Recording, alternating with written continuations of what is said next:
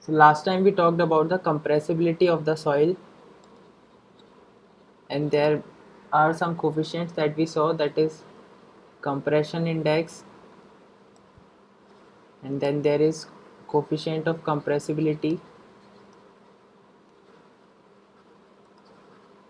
and one more coefficient that I am yet to discuss, that is coefficient of volume compressibility.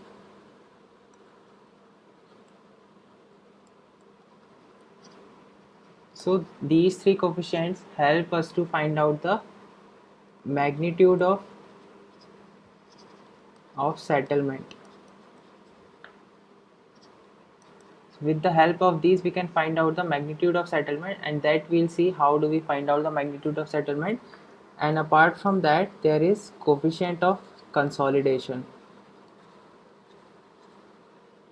and it helps us to find out the time rate of consolidation.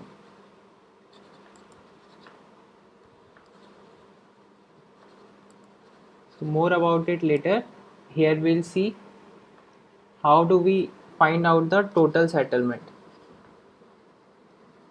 not total, just the primary settlement, primary primary consolidation, or we say it as consolidation.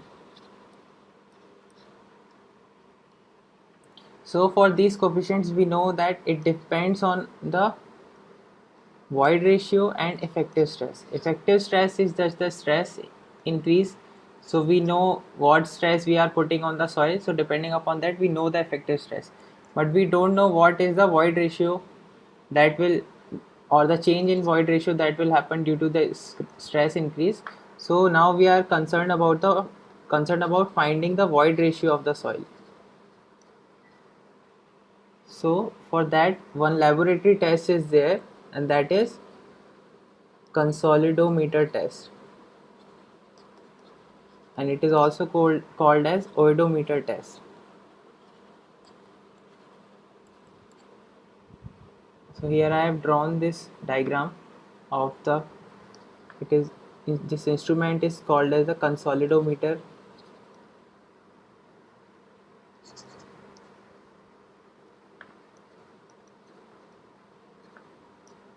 So this part is a soil specimen, and these are the porous stones on the top and the bottom, so water can drain out, and this specimen will be of cylindrical shape such that the height is comparatively less than this area, so that only the height changes, because we are talking about one dimensional consolidation in this unit.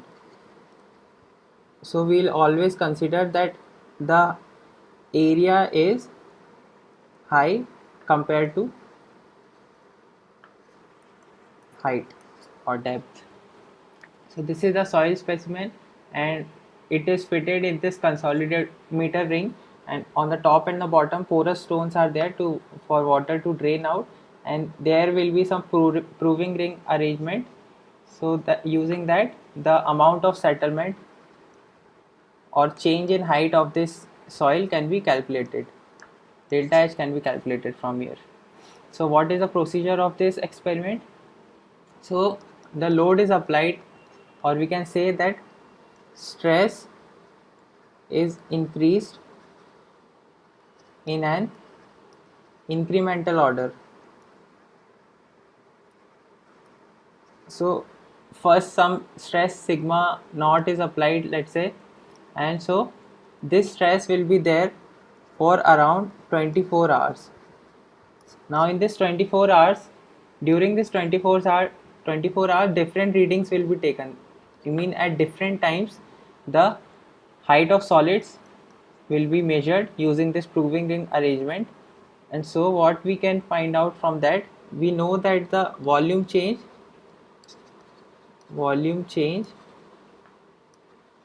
and we are taking the time unit also, so we will find out the volume change per unit time, and so we can relate it with the rate of settlement. Apart from that, in the 24 hour after the 24 hours interval, the height of solid or the height of soil is measured, and then another stress increment is applied, that is sigma 1. So that again will stay for 24 hours, and same procedure we'll do again.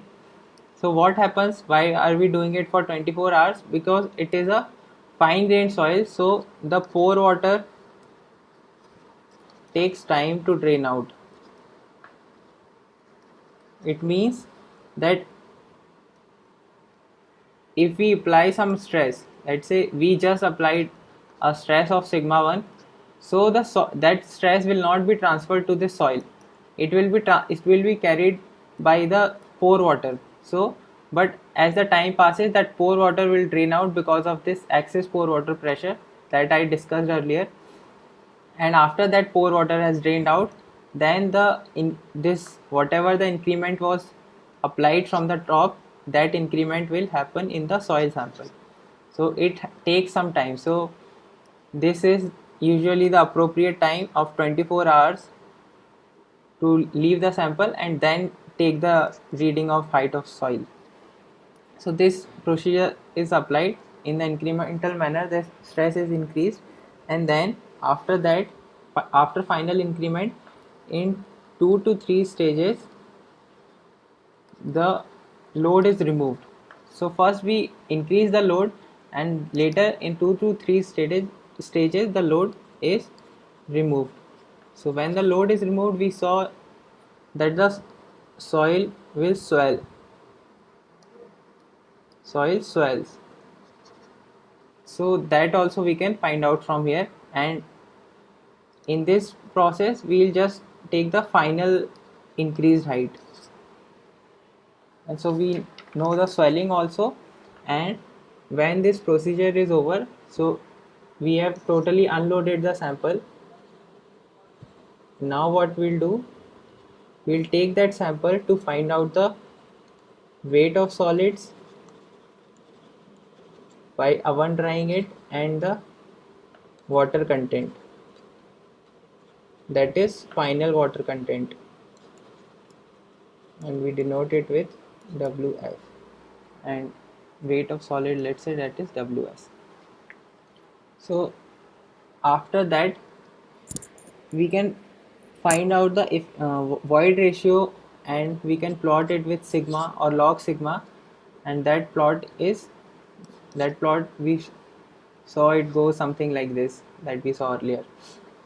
So the point is, how do we measure this void ratio in this process? Because in this, with this proving ring arrangement in this experiment, we can find out the height of solids or height of the soil. So from that we have to find out the void ratio.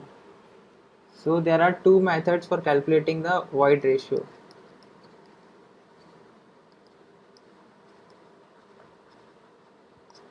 First is height of solid method, and the second is change in void ratio method.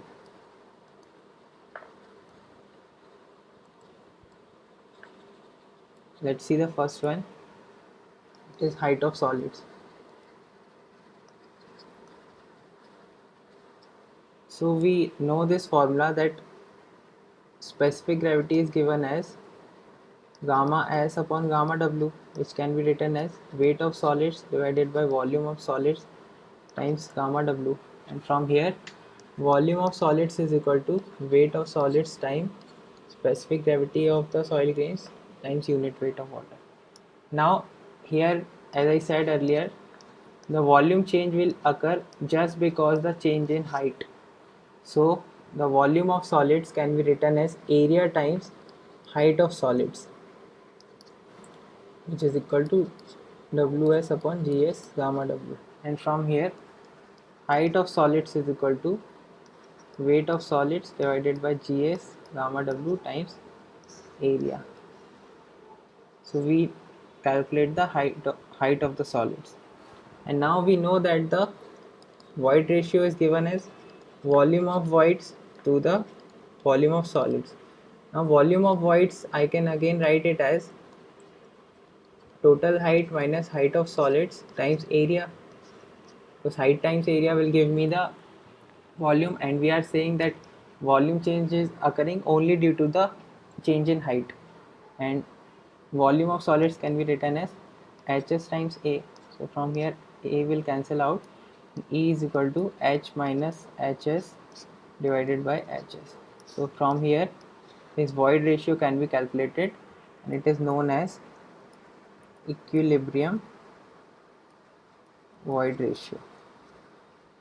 So this is the first method, and let's see the another method, that is change in void ratio method.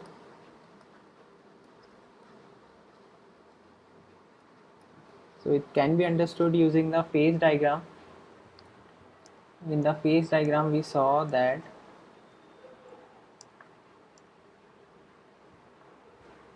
this is the, let's say the volume of solids is equal to 1, so we know that volume of voids will be equal to E from the void ratio formula.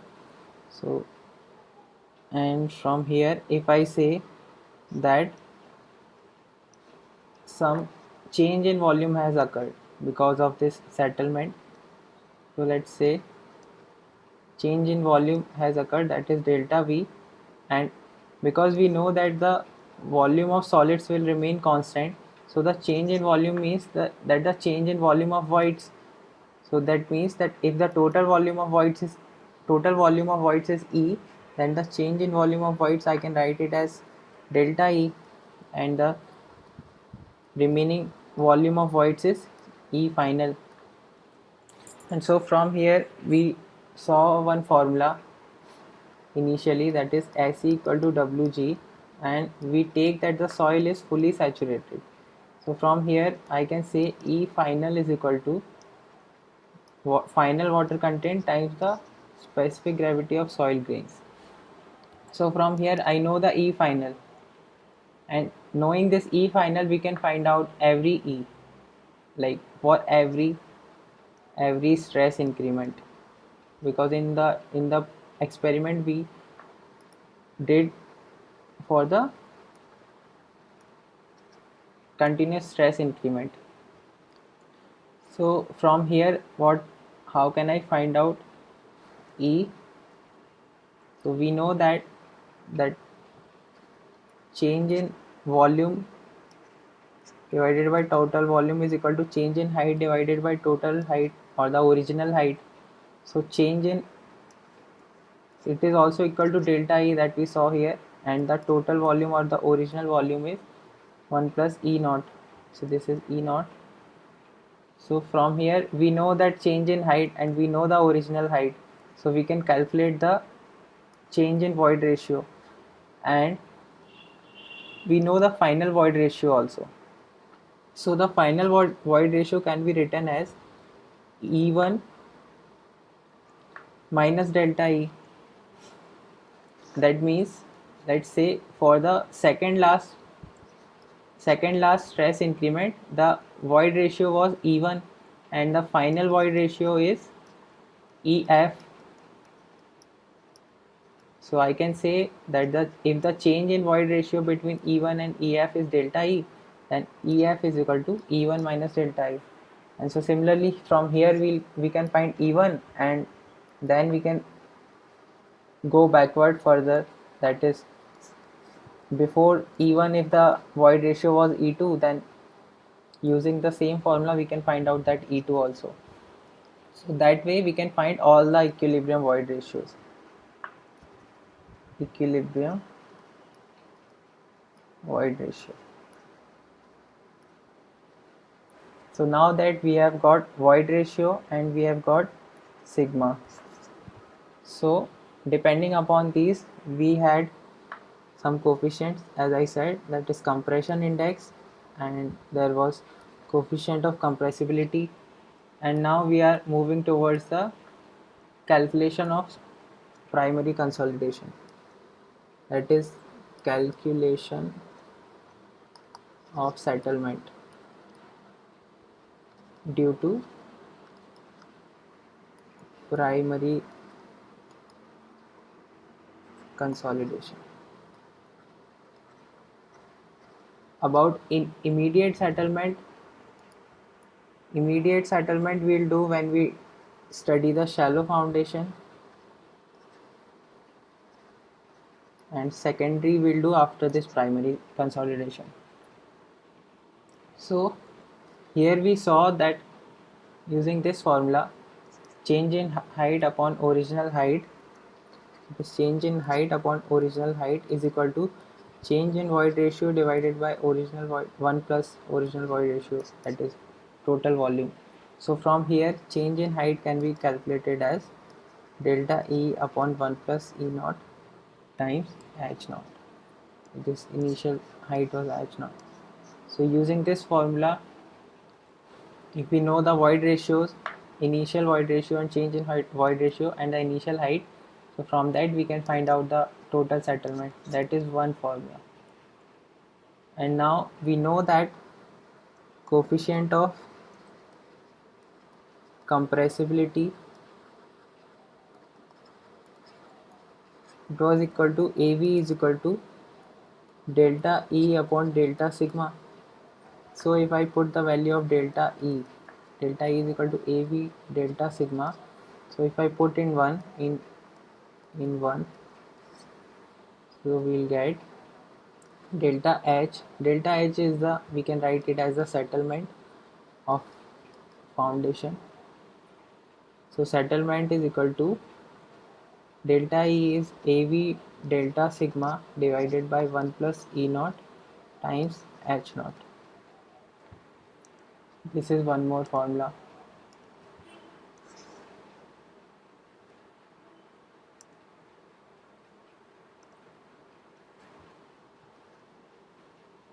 And now, as I was talking about coefficient of volume compressibility, coefficient of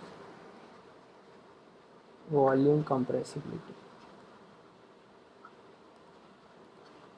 So it is defined as volume change per unit volume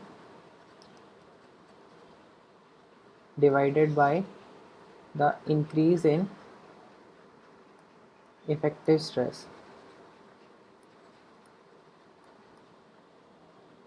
So I can write, and it is denoted with MV. MV is equal to volume change per unit volume. I can write it as delta V upon V, and increase in effective stress, let's say that is delta sigma. So it is also equal to, as we have discussed earlier, that is delta H upon H and delta sigma, and it is also equal to delta E divided by 1 plus E naught times delta sigma. And this delta E upon delta sigma, what is it equal to? It is equal to coefficient of compressibility. So I can write it as AB upon 1 plus E naught. So this is the equation for coefficient of compressibility. Now come back to this equation. Settlement is equal to this AV delta sigma H naught upon 1 plus E naught. So in the place of AV upon 1 plus E naught, I can write MV. So settlement is equal to MV H naught delta sigma. So this was the second formula for settlement. This is the third formula.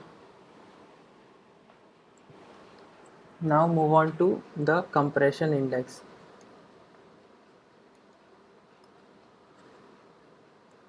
So one more thing, that this coefficient of volume compressibility and coefficient of compressibility, these are not constant for a soil. These are defined for a stress range. So for one stress range, that is, let's say it is from sigma 1 to sigma 2, we can define AV and MV. But this compression index, it is constant for a soil, as I told earlier also, constant for a soil. It does not depend upon the stress, effective stress. Whereas if this stress increases, let's say from sigma 2 to sigma 3, then AV and MV will change. So compression index, as I was saying, it is equal to, noted with Cc, it is equal to delta E upon log sigma 2 upon sigma 1, and we can write here it as log sigma 2, let's say that is sigma final, divided by sigma 1 is the sigma naught, that is sigma initial. So from here delta E is equal to Cc log sigma final divided by sigma initial, and initial formula what we saw here was delta H, or the settlement, is equal to delta E H naught upon 1 plus E naught. So again we'll replace the value of delta E here. So settlement is equal to Cc upon 1 plus E naught H naught log sigma final upon sigma initial, or we can write it as sigma final is what?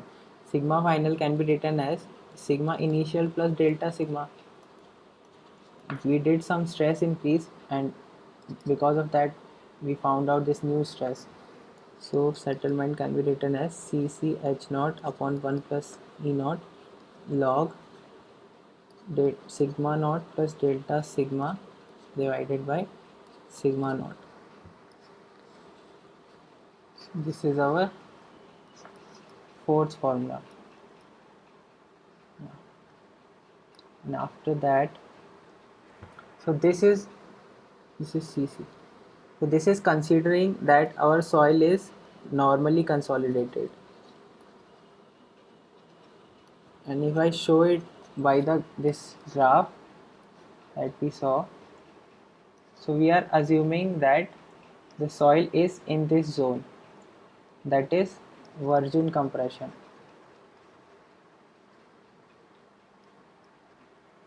So what happened when the soil is over consolidated? So for that we have to check. So there was a term called pre-consolidation stress, that is sigma C. So now if we are trying to find out the settlement, so we have to check this sigma C. So if our sigma naught is greater than sigma C, or say less than sigma C first, sigma naught is less than sigma C, it means what? The soil is over consolidated. And then we'll do one more check, that is if sigma naught plus delta sigma, that is also less than sigma C. That means that over the whole stress increase, soil is in recompression zone.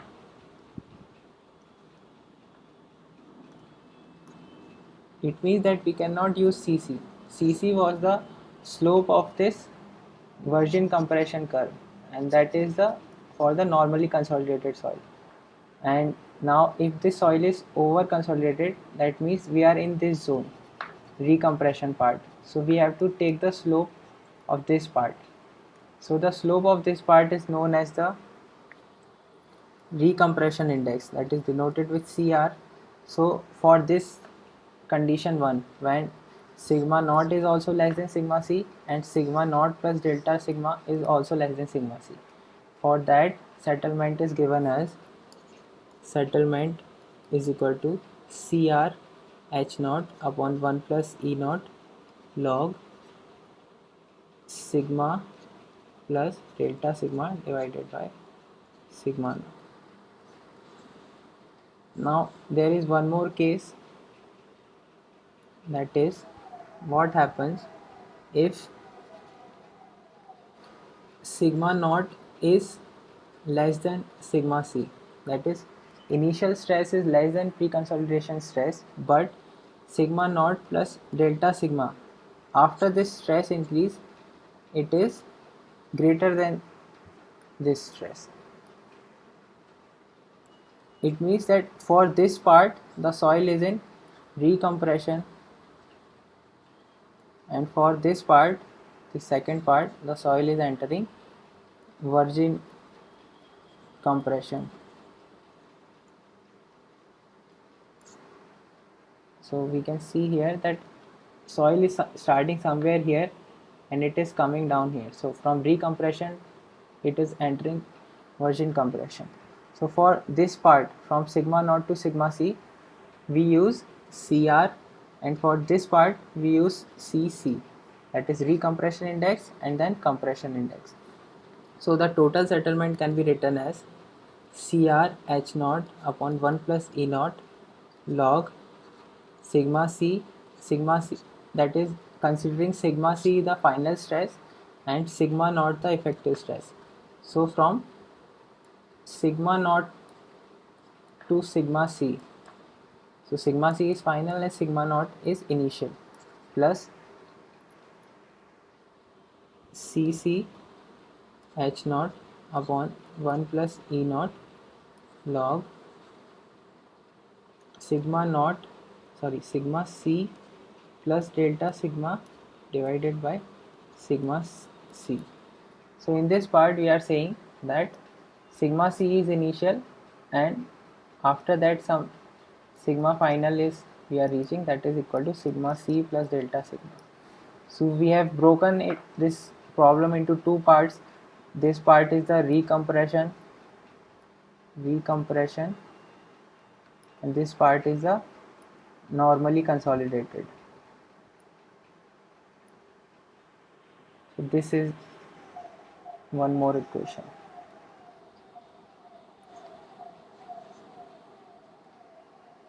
So these are the equations that we'll use to find out the primary consolidation. And now we'll see the time rate of consolidation and coefficient of consolidation. Thank you.